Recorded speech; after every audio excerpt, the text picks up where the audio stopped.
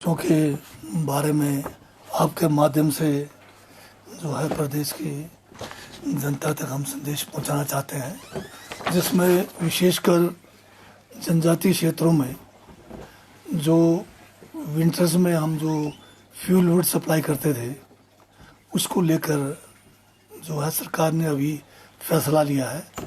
इसमें forest corporation ने जो है फ्यूल वुड जो है पिछले कई सालों से फॉरेस्ट कॉरपोरेशन के माध्यम से पूरे ट्राइबल एरिया में सप्लाई होता था विंटर्स के लिए। और ये जो फ्यूल वुड है ये जहाँ पर घरों में जो है हीटिंग के पर्पस के लिए होता था, साथ में कुकिंग का भी इससे काम होता था, और साथ में जितने भी हमारे सरकारी संस्थान है उसमें भी फ्यूल वुड जो है हीटिंग के लिए यूज़ होता था। इस बार फॉरेस्ट कॉरपोरेशन ने इसका रेट जो है 1300 से 1400 क्विंटल पर क्विंटल बढ़ा दिया, तो जिससे पूरे जनजातीय क्षेत्रों में जो है लोगों में काफ़ी इसके बारे में जो है रोष भी था।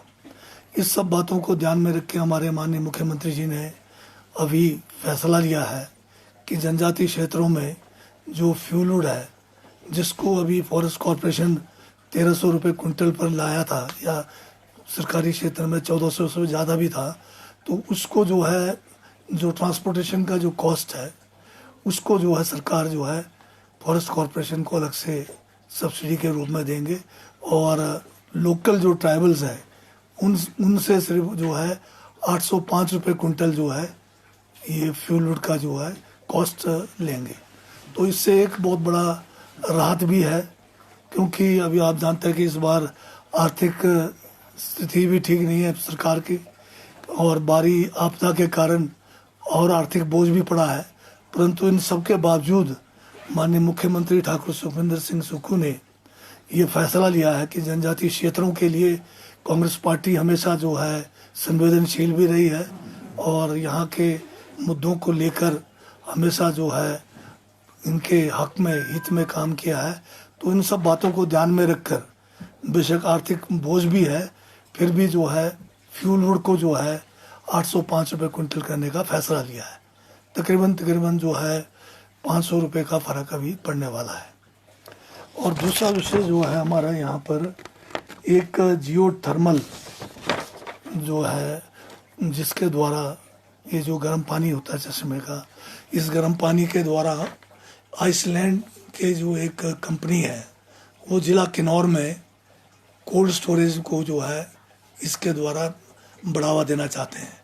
और इस संदर्भ में आइसलैंड के जो एम्बेसडर हैं और जो कंपनी जो ये काम करने चाहते हैं किन्नौर में, उनका कल जो है एम्बेसडर का माननीय मुख्यमंत्री के साथ एक बैठक है, और साथ में एक MOU भी साइन करने वाले हैं, ताकि जियो थर्मल से पहले एक पायलट प्रोजेक्ट जो है किन्नौर जिला में चलाएंगे, जिससे ये जो है जियो थर्मल के जो पावर है उससे कोल्ड स्टोरेज बनाने की बात है। और तीसरी बात जो मैं करना चाह रहा हूँ कि हमारा जो पीछे म्यूटेशन अदालत को लेकर, इंतकाल अदालत को लेकर अच्छा मतलब एक रिस्पांस मिला है, जिसमें कोई 30,000 के करीब म्यूटेशन के केसेस जो है वहाँ जो है किए गए, म्यूटेशन हुए। और अभी कुछ आपको पता है कि म्यूटेशन जो है लगातार लोगों के ट्रांजैक्शंस होते रहते हैं, इनहेरिटेंस होता रहता है, तो ये पेंडिंग होते रहते हैं। तो हमने ये फैसला लिया है कि दोबारा से दिसंबर माह में जो है 2 दिन का और जो है म्यूटेशन अदालत चलाएंगे, ताकि जो और कुछ पेंडिंग केसेस पड़े हैं उनको भी जो है हम समयबद्ध जो है इनको लोगों को सेवा दे सकें। और साथ में एक हमारे जो रेवेन्यू डिपार्टमेंट में जो हमारे रेवेन्यू ऑफिसर्स हैं, जैसे तहसीलदार हैं, नायब तहसीलदार हैं, इनको भी एक्सपोजर की ज़रूरत है, क्योंकि देश में अब बहुत सारे प्रदेशों में जो है रेवेन्यू को लेकर किस तरह से रेवेन्यू का जो है काम काज हो रहा है उसके बारे में हमें जानकारी की भी ज़रूरत है। तो इसलिए हम 2 ग्रुप में रेवेन्यू ऑफिसर्स की जो एक एक्सपोजर जो टूर है वो प्रदेश जो देश के विभिन्न जो ज़िले हैं, प्रदेश हैं, वहाँ उनको भेजेंगे जहाँ पर रेवेन्यू में अच्छा काम हुआ है। जैसे केरल में है या उड़ीसा में हैं, वहाँ इनको भेजने के लिए हम जो है एक योजना बना रहे हैं और हम इसको दिसंबर से जो है शुरुआत करेंगे। और एक अलग से जो है ये जो हमारा सेब सीज़न अच्छा निकल गया है।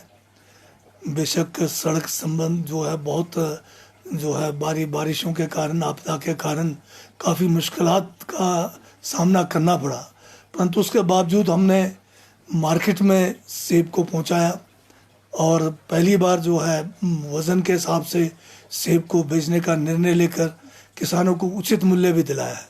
अब जो एक काम और रहता है कि इसकी पैकेजिंग जो है एक यूनिफॉर्मिटी हो पैकेजिंग का, तो इसके लिए भी हमने जो है मार्केटिंग बोर्ड से जो है इस कार्य को आगे बढ़ाने के लिए उनको निर्देश दिया है। मार्केटिंग बोर्ड ने एक्ट के तहत एक कमेटी का गठन किया है जो यूनिवर्सल कार्टन या एक यूनिफॉर्म जो पैकेजिंग होगा उसके ऊपर ये कमेटी अपनी रिपोर्ट देगी और हम इसके बाद दिसंबर में हम जो है इसको लागू करने के लिए जो भी कानूनन जो दिशा निर्देश है वो हम करने जा रहे हैं। इसका मतलब ये है कि आने वाले सीज़न में बायोवेट तो बिकेगा ही बिकेगा, पर पैकेजिंग भी एक जो है यूनिवर्सल या एक समान तरीके से एप्पल का जो पैकेजिंग होगा उसको भी जो है हम कानूनन जो है लागू करने जाएंगे। दूसरी बात, अभी आजकल जनजातीय क्षेत्र मेरा जो ज़िला किन्नौर है, राष्ट्रीय उच्च मार्ग 5 जो है लगातार बाधित हुआ है। अभी भी आज चौथा रोज जो है लगातार NH5 जो हमारा नथपा पॉइंट है वहाँ बंद है। बहुत लगातार जो है हैवी स्लाइड्स उसमें हो रहे हैं, लगातार चट्टानों का गिरना जारी है और उस बात को ध्यान में रखते हुए एक हमने वैकल्पिक जो है सड़क बनाने के लिए कार्य शुरू किया हुआ है जिसमें 180 फुट का एक ब्रिज राइट बैंक पे लगना है, परंतु उसमें क्योंकि अभी रोड 4 दिन से बंद है, कोई जो ब्रिज के पार्ट्स हैं बैली ब्रिज के कुछ हमने पहुंचा दिए उस स्थान पर, बाकी अभी जो है रोड बंद होने के कारण आगे नहीं बढ़ पाया। तो एक तो इस काम को हम करके जो है जो नथपा का जो स्लाइड है उसको हम बाईपास करेंगे और दूसरा जो हमारा निगुलसारी वाला पॉइंट है उसको भी बाईपास करने की ज़रूरत है, जिसके बारे में भी हमने मामला PWD विभाग से भी उठाया हुआ, नेशनल हाईवे से भी उठाया हुआ है और केंद्र सरकार से भी उठा रहे हैं।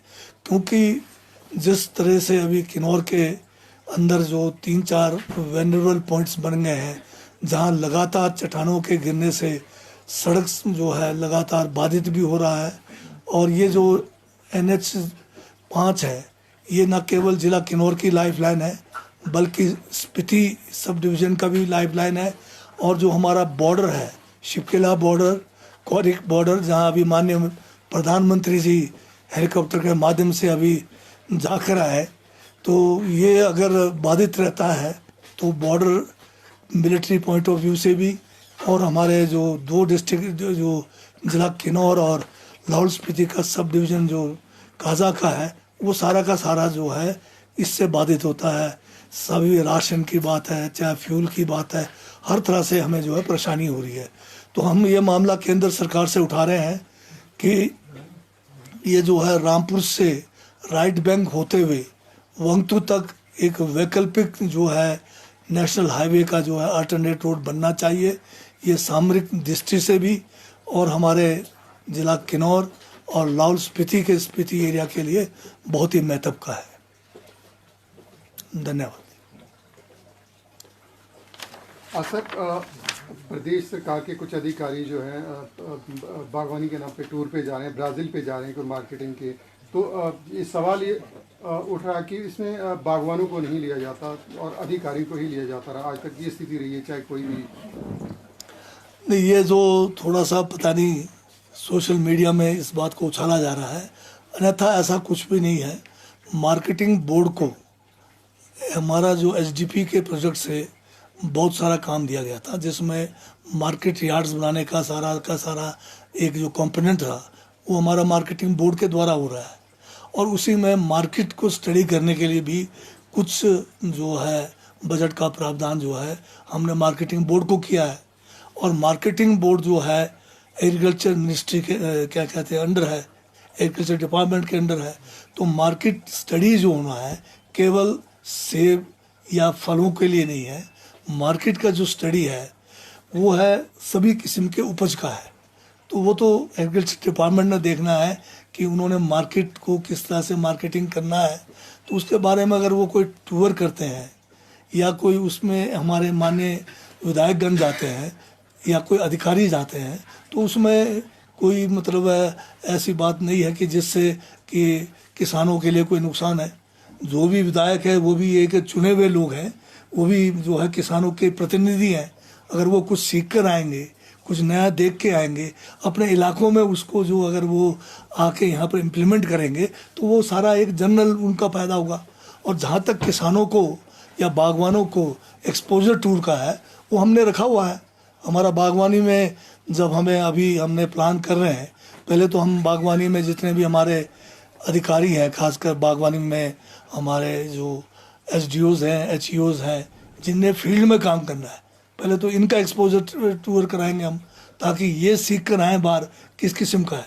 उसके बाद फिर हम बागवानों को भी भेजेंगे बाहर, बागवान भी जाएंगे। अब बागवानों में ये है कि सारे बागवान तो जा नहीं पाएंगे, उनमें भी चुने हुए जाएंगे। और हमारे पास बजट भी तो एक लिमिटेड है।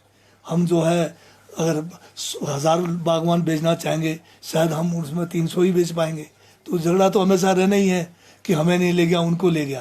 पर हमारा ओवरऑल जो सोच ये है कि एक्सपोजर से हमें जो फ़ायदा मिलना चाहिए वो चाहे अधिकारियों के माध्यम से मिले, चाहे माननीय विधायकों के माध्यम से मिले, चाहे बागवानों को ले जाके मिले, ये हम तीनों तरफ जो है करने की कोशिश कर रहे हैं।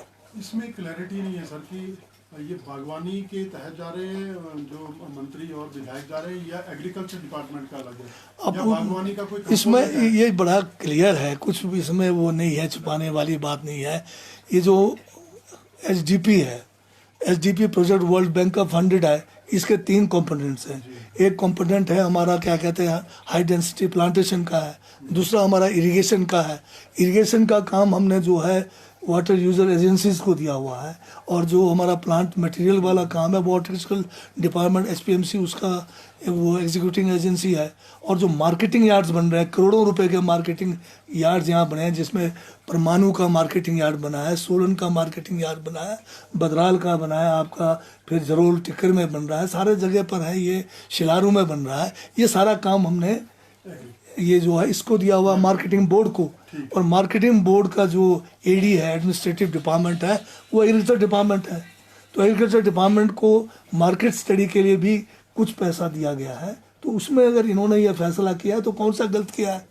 वो अगर उसमें जो ये नहीं है कि ये जा रहा है या वो जा रहा है, अगर एक माननीय विधायक जा रहे हैं, वो भी तो एक पूरे इलाके को रिप्रेजेंट करते हैं, और बल्कि वो तो पूरे 5 साल टिकते हैं। अब अधिकारी तो जैसे है, ठीक है आपका कहना, कुछ अधिकारी जो है 2 साल में 1 साल में ट्रेनिंग तो करके आएंगे, एक्सपोजर करके आएंगे, चेंज भी हो जाते हैं। परंतु अगर हम अपने डिपार्टमेंट के अधिकारी भेजते हैं, जैसे SDO लेवल के या एग्रीकल्चर डिपार्टमेंट के, इन्होंने तो हमेशा डिपार्टमेंट में रहना है, इनकी तो कोई ट्रांसफर ही नहीं होगी। तो ये तो हम कर ही रहे हैं। सर ये कोल्ड स्टोर का प्रोजेक्ट है, कितने करोड़ का होगा? अभी हमारे पास जो कोल्ड स्टोर के प्रोजेक्ट्स हैं, अभी ये है सर जो ये नॉर्मल लग रहा है ना, जियोथर्मल वाला, ये जियोथर्मल का भी पायलट प्रोजेक्ट बनना है। कितने का प्रोजेक्ट है? ये जो है जो कंपनी कर रही है वो जो है हमें पायलट प्रोजेक्ट अपने खर्चे पे कर रही है।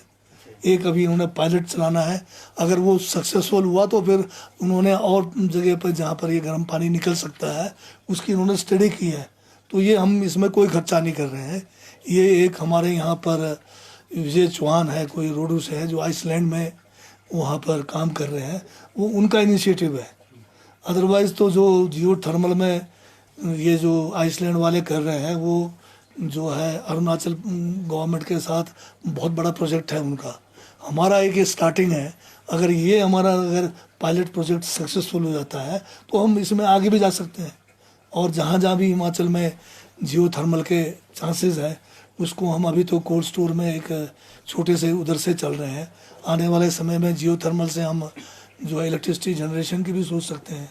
ऐसा कितनी कैपेसिटी लगभग ऐसा तो नहीं कि कितना? अभी हम उसमें कुछ नहीं है। अभी हमारा ये है कि 20-25 हज़ार, अगर 1 लाख पेटी तक भी अगर ये कर ले कोल्ड स्टोर, जिस जगह को इन्होंने चयनित किया है वहाँ ये अभी 25 से 30 हज़ार पेटी एक पायलट प्रोजेक्ट के रूप में देख रहे हैं।